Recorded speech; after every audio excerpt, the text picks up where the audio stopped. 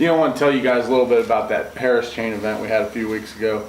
Ended up getting second in it. It was a great event for me. I've heard a lot of people say, why didn't you go to Lake Griffin, the first couple of days if you could catch them like that? I didn't know I could catch them like that. Cool thing about it is, though, I really thought I was going to catch them, off pads and arrowheads and cattails and reeds and stuff like that. That isolated type spawn and stuff. I like pitching a weighted, fat ace around. And that's how I did catch them the first 2 days. Had decent bags. Third day, continued to do that pattern. I was fishing in Harris and Little Lake Harris.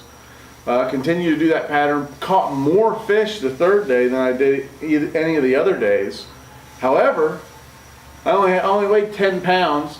And I never had a good bite, didn't lose any big ones, I just caught a whole bunch of fish and they were all that big.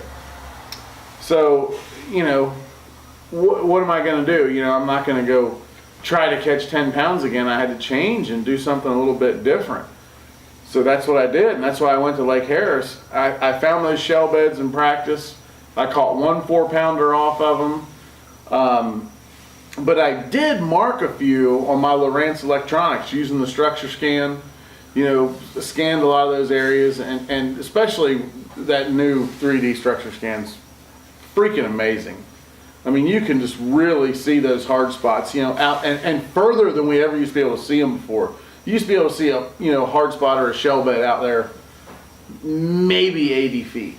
And now you can honestly see them out there at 200 feet. It's amazing. But I saw some, not very many, but some big dots, fish marks, big dots on the side scale on some of those shell beds.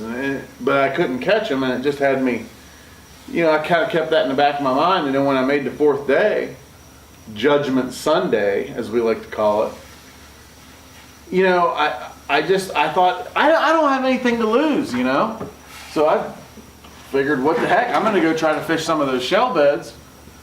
Went to the first one, kind of started out a little bit deep on it, started working my way up shallower.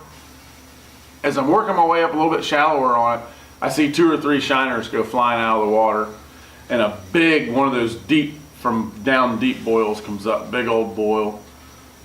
And I pick up my lipless crankbait, throw it over there. It hits the water. I make about 3 cranks on it. Dude, that halo's locked up. Just, and it's like a 7-pounder. So obviously I catch that one. Next cast I caught like a 5. Next cast I had a big one on. I didn't see how big it was, but I could feel it was a big one. Got off. It was just on after that, and in 15-20 minutes I'm balance beaming 3-pounders. Obviously caught some big ones, but I was catching them just steady. And what a great day. It was a lot of fun, and just to be able to do that on the final day was awesome. But that kind of answers everybody's question of, did I think I could catch them like that? Why didn't I go there earlier in the tournament?